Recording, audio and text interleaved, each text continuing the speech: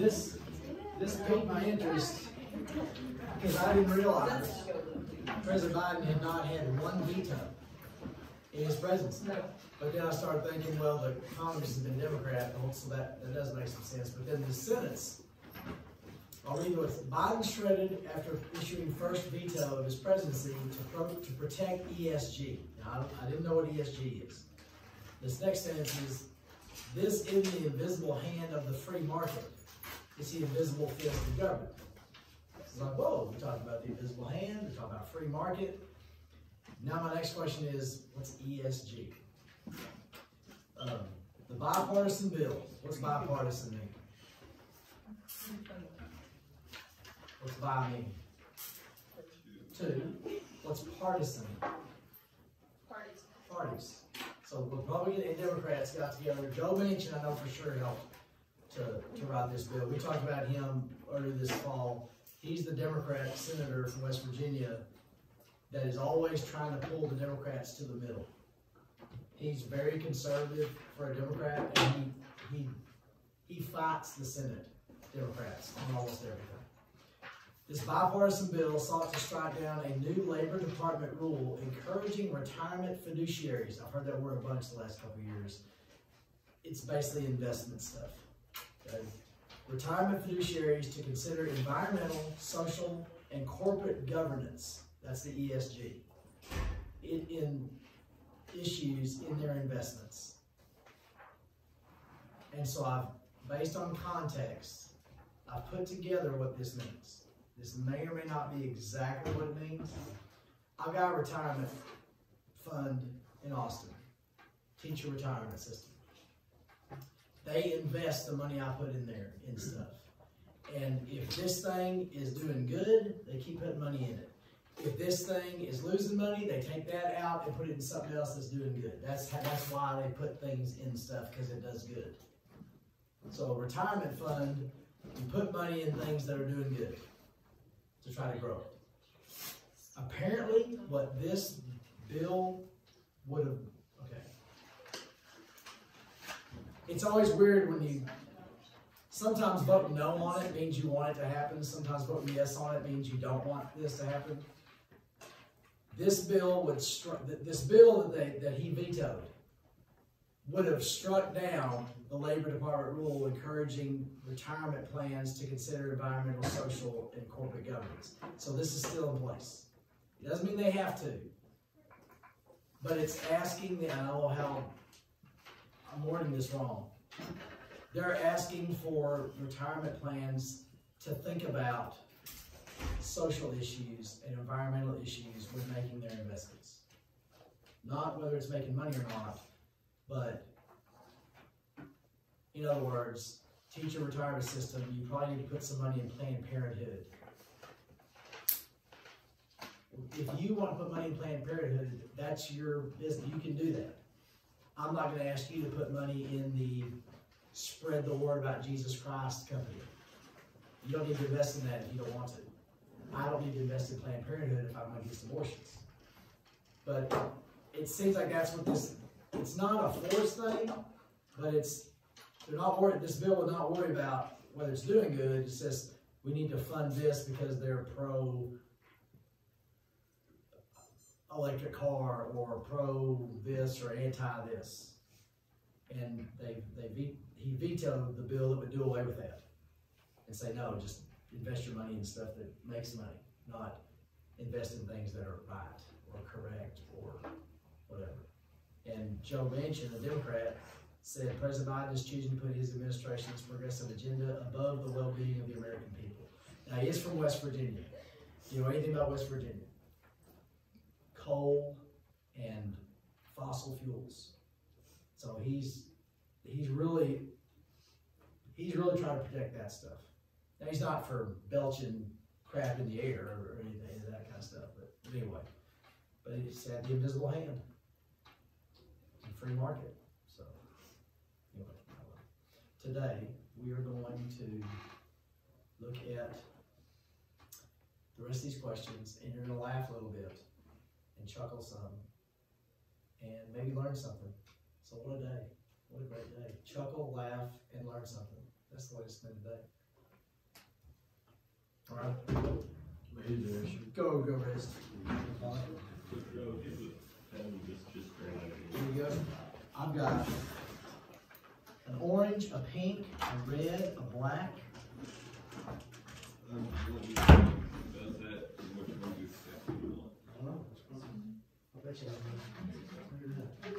Feel like pink? Like pink. I wouldn't give you the yellow because you can't see it. It's like invisible ink. Okay. All right. We're on number 10, I think. It's all right. We're on 9. You do 9?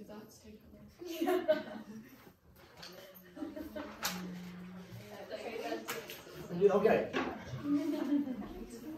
In a market economy, you're free. You get to make choices. Is there any guarantees you're going to be successful? No. That's really the negative. You can work your butt off, do things right, and still go out of business. But that's motivation. That's the biggest disadvantage, that there's no guarantee. Communism has guarantees. In communism, you're going to have a place to live, you're going to have something to eat, you're going to have some kind of job. You might not like any of it, but you're guaranteed. Capitalism, there's no guarantees, but you have the opportunity. May or may not happen.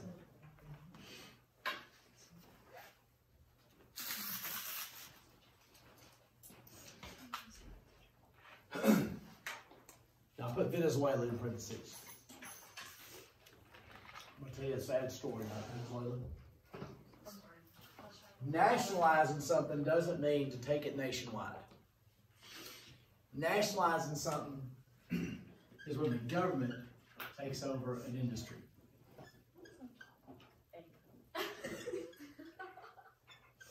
It nationalizes it. If they come in, say they come in, okay, this isn't the same thing. In Houston, the TEA took over the Houston Independent School District because they couldn't get their act together. People in Houston don't like it. Other people around the state are saying it's about time. Because they can't, Houston hasn't been able to handle itself for a long time. I don't have the answers. I don't know how you handle a population of people who, a lot of them haven't been taught things about life and live horrible lives and then don't see the importance. I don't know how you do that. But anyway, the government came in and took over the school district. If the government came in and took over an industry like the oil and gas industry, or I don't know, that would be nationalizing it, put it under government control. Government control, not individual control. Now, Venezuela in the 1950s was the 4th strongest economy in the world. They were a thriving capitalist economy. And then Hugo Chavez took over. We used to talk a lot about him in here back then. At first, in 1992, he tried a coup. He tried to lead a coup, a military coup against the government. It got stopped, he went to prison, and then in the name of national unity, the government released him from prison after just 2 years. He made a lot of positive statements about socialism after his release. He went to Cuba and spoke before the Cuban parliament. 4 years after that. So he tried to take over the country, went to prison, they let him out 2 years later. He goes to Cuba and talks about what an honor this is and how I'm going to keep fighting the fight. Then he runs for president. You know, stay with me. Stay with me. I know you're bored. Stay with me. 4 years later, he was elected president in Venezuela after he went and told Castro, I'm going to continue the fight. Let's see. When he won the presidency in 98, he didn't immediately change things. In 99, he had the Constitution rewritten. It included new rights to things like free government health care, college, and social justice. And he won 72% of the vote for that Constitution. And then he packed the court. He picked 12 new people for their Supreme Court, his people, that let him do whatever he wanted. And then they began to nationalize things. They took over media, the news, they took over oil and gas, they took over mines, farms, banks, factories, and grocery stores. And then everything went down the toilet. And literally, I think like 70% of the people are now under the poverty level, and there's starvation, and it's a horrible, horrible place. When it once was thriving, the government took over everything, and now it's down the tubes. And these are people that are from there, that grew up before and during all this happening. This lady says, before we moved to the U.S. in January 2016, my family and I used to make 8+ hour lines to buy basic goods. It's the same that Cuba has. Basically, you can only buy certain amounts of food per week, 2 pastas, 2 milks, 1 chicken. She noted that often that amount's not available. Survey shows the average Venezuelan has lost 24 pounds. Living in Venezuela is not living anymore. My family only spent their time trying to find food and medicine to survive. The apartment my family left behind, my home for 24 years, is now empty. That we're not coming back. So, anyway, that was what a view that he had. I mean, for that kind of like voting rate. Because I mean, even if he was like talking about socialism, why did I don't know. I don't know how that happened. So it was just quick. Just Citgo, they're not around as much anymore. Citgo was like the Venezuelan oil company. It was around in the 70s and 80s. Now it's kind of gone. You see what it was? No, it's terrible. Is it terrible? Let me get you a good one here. I'll throw this one. I have another bag that I guarantee works.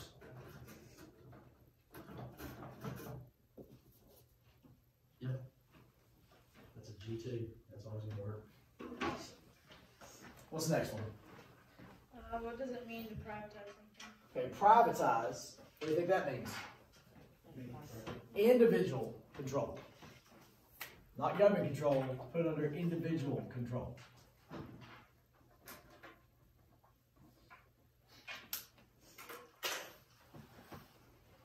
The post office loses billions every year.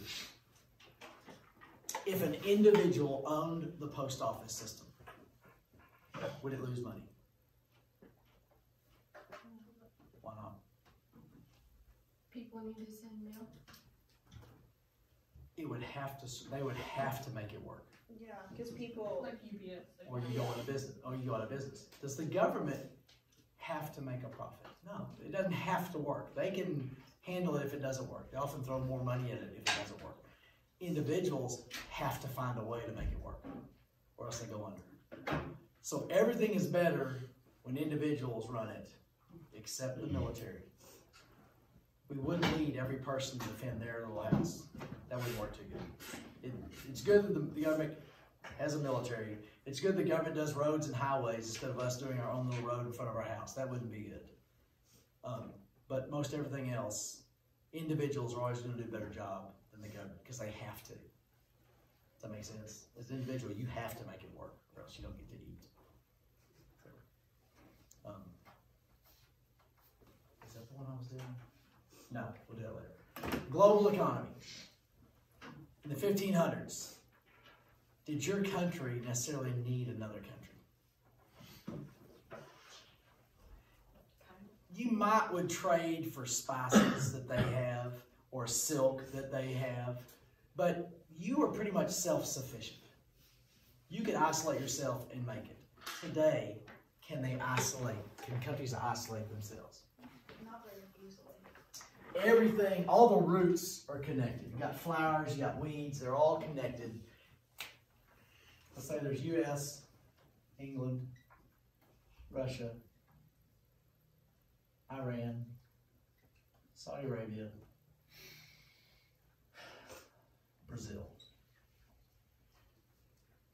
That's pretty close to being semi-right. That's almost okay. We're connected to England.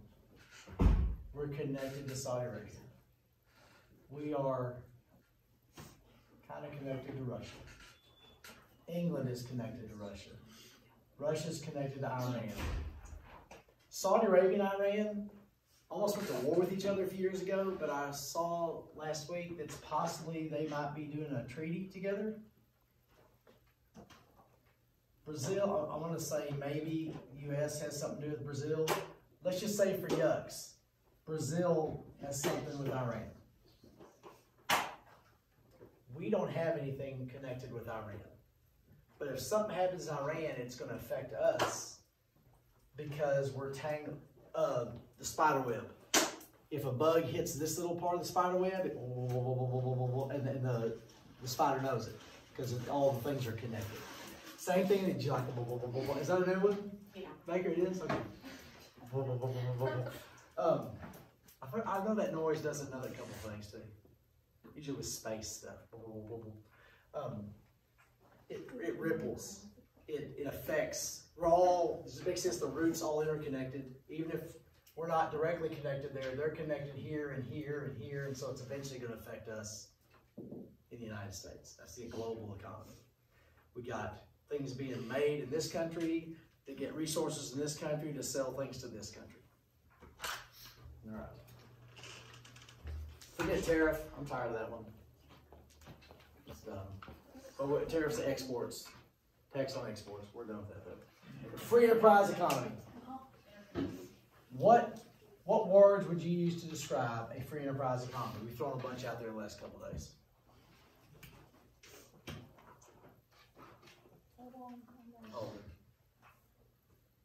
What would you say, the free enterprise? Free enterprise. What words could you use to describe a free enterprise economy? Capitalism. That's good. I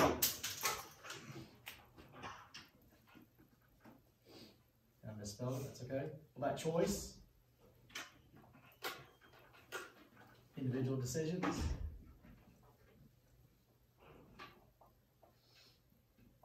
Which are based on real stuff.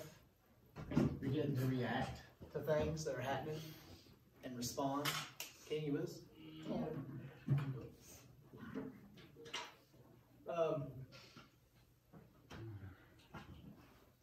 Good enough for now. That's good enough. Open opportunity.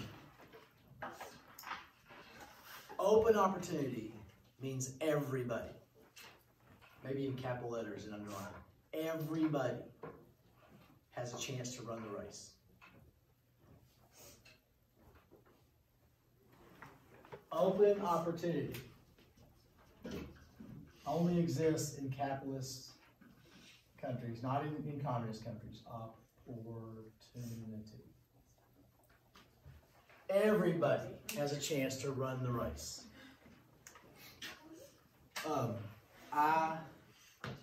I'm an old white guy. My parents were old white people. Do I have an opportunity to run the race? What were we talking about? Run the race. Make a life for yourself. Make a life. Okay? If you grew up in the 5th Ward of Houston and your dad's in prison and your mom's on crack, you have an opportunity to run the race. You have an opportunity to run the race. Starting behind. Your race is different. Your track is different.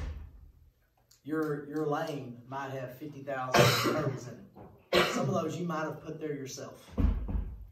Somebody else might have put them there for you. Your lane might be full of sand. Your lane might have a 20% incline.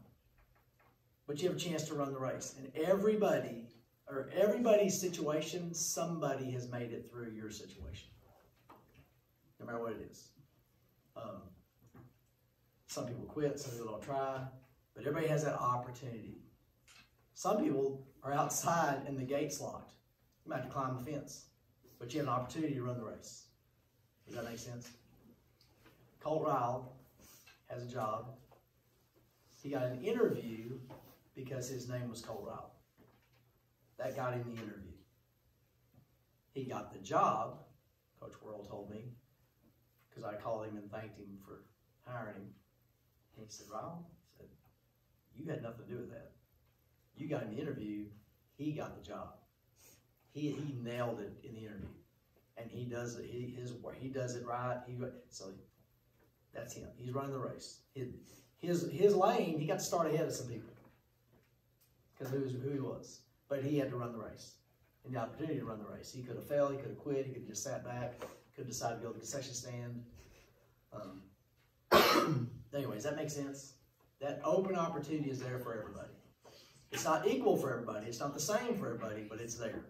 It's a chance. Last night, Little Titan, in his, I had the opportunity to go watch an 8-year-old baseball game last night in Chico. And I found a little place for my truck to park in the outfield, and I have a little chair in the outfield, and I just sat and made comments no one heard. And his first time up to bat, he hit this dribbler to the third baseman. Just weak little nothing hit. And he outruns the throw goes over the head, he ends up on third base. You hit a triple! No, you did not hit a triple. You didn't get a hit. The guy overthrew first base. That's not a hit. That's not a hit. And then the next one, he popped it up, and the guy threw him out. Threw him out on the infield, a ball in the infield. That's a failure. Okay. Next one, he had a line drive, and they didn't get the ball in, and he did hit a home run. Now, I told him he did some bad things, did some good things. If I was a science teacher, he's around science all the time, what he should be able to do? Science. Science! If he's around math, if I was Mrs. Banning, he should be able to do math. I'm not a math teacher or a science teacher. From the time before he could walk, he was crawling around on the mat during morning weights. He's been around sports his whole life. He should be okay at sports. Even if he's not, he should be okay because that's what he's been around. And he made 2 lob throws. That one he heard. That comment was heard. Quit lobbing the ball! Because you don't lob the ball. That's been hammered, is that you don't lob it. You get the ball and you throw it straight line. Even if it bounce, that's good. Because he's been around it. You're great at foul, right? Foul. Foul. Right? Not just chickens. Not just turkeys, but foul. You're great at it, right? Been around it. Yeah, you never not been around it, right? Yeah, you spent your whole life with it. He spent his whole life around something with the ball. He ought to be decent at it. So, anyway. Moving on here. Gary Dahl. Gary Dahl did something in 1975. I was around. I saw it happen. He was an advertising executive. I think a freelance advertiser. He was sitting around with some friends. And they started talking dumb. You know, people always just start talking about silly stuff. Where'd he go? Conversation turned to the destructive nature of pets. Dogs and cats ruined furniture. They required constant attention, being walked, being fed, to clean up after them. And Gary Dahl said he didn't have to worry about all that stuff because all he had was a pet rock.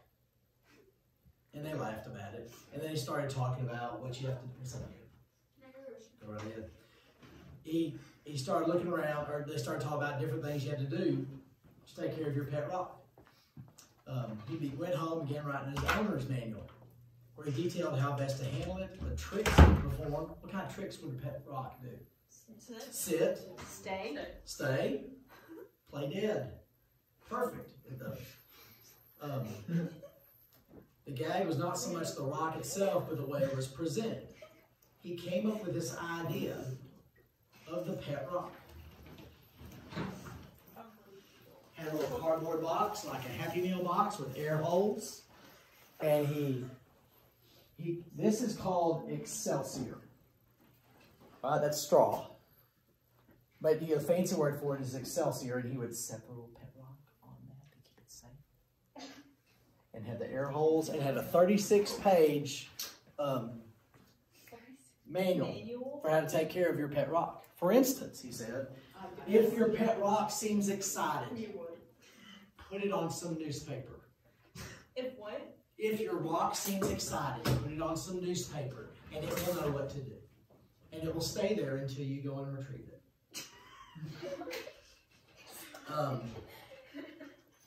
Let's see. He didn't have any money, but he had 2 friends that had a little bit of money, and they both invested $10,000 in this idea of the pet rock. He went to a gift convention, like where people go. So every year, you know, there's something that everybody's got to buy. Yeah. There's a fad or a Christmas time, there's always some little kid's toy everybody's got to get. You guys, or like a couple years ago, they had that little push thing. What's the little thing where you push the bubbles or something? Oh, the puppet thingies? That must be it. The little That is- fidget toys? Yes. Yeah. That's Yeah. stupid. Yes. But Everybody wanted all those one. little kids, I saw all these little kids. I never bought one for it. I said, that's stupid. That's my job. That's stupid. Don't be stupid. That's my job. Those little spinning things. Fidget Everybody spinners? bought those. When y'all were a little kid, and this made me so mad. I couldn't. Those little rubber band things. The silly bands. They were in Silly- shapes. Yes, yes. Those were awesome. Okay. You get the Batman silly band. And you set on the ground, it's a Batman. You put it on your wrist, what is it? It's a rubber band. Yeah, but then you can trade it for somebody else's. Right. Oh, somebody else's rubber band. Okay, that's And the we same as paid- Pokemon cards. It was just a different thing. Exactly. That's dumb and stupid. So human beings will buy dumb, stupid stuff. Okay? Oh, yeah. This guy, I didn't think he debuted The Rock at a gift show in San Francisco in August of 1975. People understood the appeal right away and began taking orders. Neiman Marcus wanted 1,000 rocks. Bloomingdale's later signed on. Newsweek did a story with a picture which spread the word. Dahl had retail and media credibility for what was superficially a nonsense product. And then the holiday season, when Christmas came around, he was selling up to 100,000 pet rocks a day.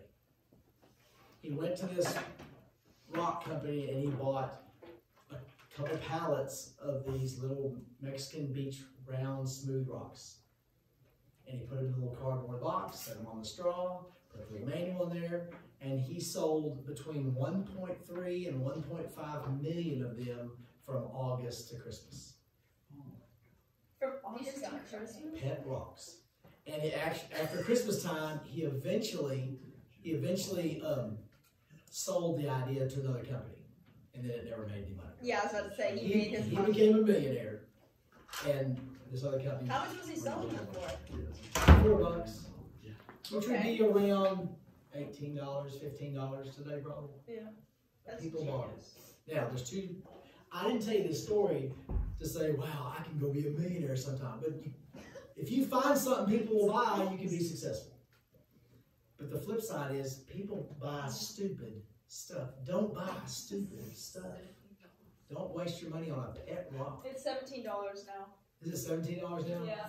Natalie found I it. guess people are still buying it.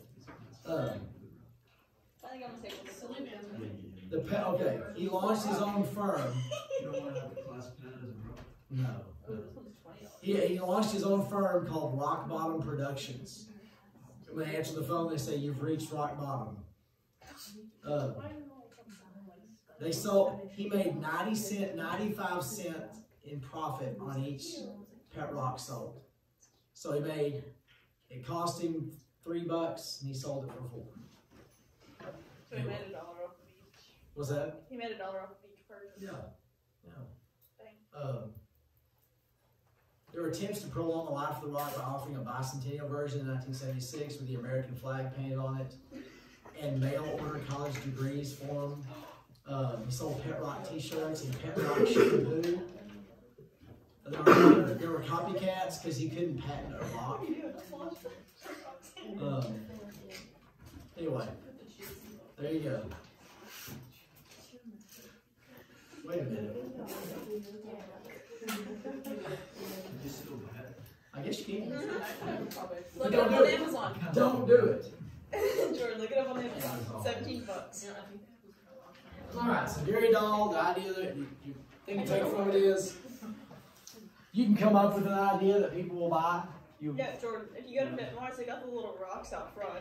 They're pretty similar. might get in trouble for I'm that. gonna go to Macy's. Yes, go to Macy's. I think they're gonna go to some rock soon. Alright, bookstores, Barnes & Noble, and Amazon. 20 years ago, 30 years ago, every little town had a little store in one of the old downtown buildings, and some old lady sold books out of it. Little bookstore, right? You might go there to buy a book. Did I have a drink somewhere? There we go. You could go there and maybe order one if they didn't have it, but supplies were pretty limited. And then these probably 25, 20 years ago, these big Barnes and Noble stores, there's a couple different types of them, would come up, and they were all over, and you'd go there and buy any book that ever been made, and that's where people bought books. There is a few of them around still, but you don't see them anymore like you did maybe when you were a little bitty. Did y'all ever go to one of those big kind of stores? Barnes and Noble. Yeah. I think we went a couple times. Barnes and Noble We instead used of every time. Was that? Is Is it still in South Lake? Or where is it? Yeah, they have one in South Lake. Yes. Yeah, it was always DJ. Just did it all. If you want to know where Barnes and Noble is, Ask her. She knows. yeah. She knows. We got the chicken shirt on. But they're nowhere near. They're nowhere near as many as there was when y'all were little. Amazon started as a bookstore. People bought books from Amazon, and people bought the little stuff to put on a little computer Like reading Kindle things, yes. But then it expanded to something different. So the point of all this, what's the point of all this? Things change. Yes, people are still buying books, but the way they buy them has changed. 20 years ago, you would never think people would not have a phone in their house. And nobody has a phone. There's maybe 10 people in the world. Even I don't have a phone in our house. That makes it even harder for people to get a hold of it. People can still get a hold of it when you have a phone in the house. When y'all were little bitty, you went to Blockbuster. Yeah. And there were Blockbusters everywhere.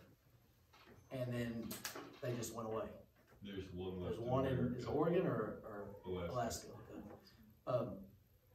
But those, there's no way this will ever go away. Well, it went away.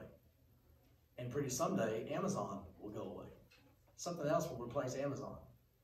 I can't ever imagine new stuff, but things are going to change 10, 20 years from now.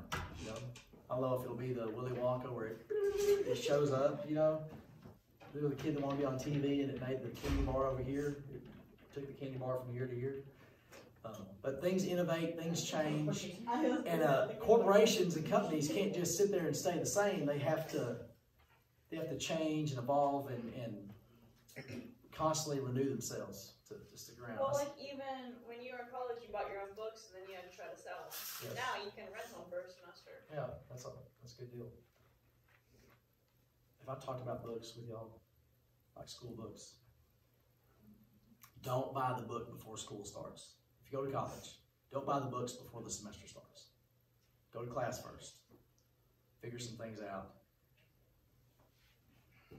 There's some classes you don't have to buy the book for. Maybe you could share with a friend. I bought books with like history books because that's my major. I didn't always buy the book. Don't buy it before class starts. Figure out after. Sometimes they'll tell you don't have to buy this one or you don't have to buy this one. But you all know this. Buy as few books as you can if you go. And that is a scam because you can do it on the computer if you wanted to.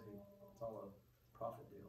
If they wanted to do that, they could do that. Oh yeah, okay. Person writes the book. Yeah. Yeah, they're trying to make money. All right. And if the professor writes the book, you're already screwed in the class. There's no balance. And last, Milton Friedman. He can't help that. That's not his fault. Okay, that's mom and dad's fault. He was an economist, and he's so famous, I'd heard it. When I was a little kid, I knew who Milton Friedman was because he was famous. He was an economist, and he said, I can't do this word. I haven't done it with the other class, so I don't worry. His theory was, the biggest thing the government can do for the economy is have a constant, slow increase in the number of dollar bills. He said the government's best thing they can do for the economy is to gradually add to the money supply.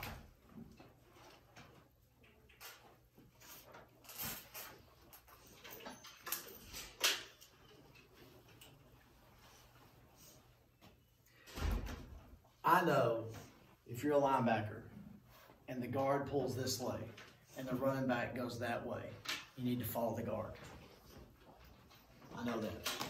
I don't know anything about economics and Milton Friedman stuff. I don't know why you could buy a car for $500 in the 20s and you made $900 a year and your house was $2,000, and why today a house is $400,000 and a truck is $80 grand and you make $40,000. I don't know why things are constantly more expensive, wages are going up. Why can't it just be the same? But anyway, he said he knows what he's talking about. That was the government's biggest job, was to gradually increase the amount of dollar bills. You can't sharply increase the amount of dollar bills because that lowers the price of the dollar or the value of the dollar. But to gradually increase it. So, Milton Friedman. Milton. I wouldn't name my kid Milton. There's a lot of Miltons though. Milton Bradley. Didn't they do the games? Didn't they do the board games? Anybody with me? Board games? Milton Bradley? I think it's Milton Bradley. That is an 1800s name.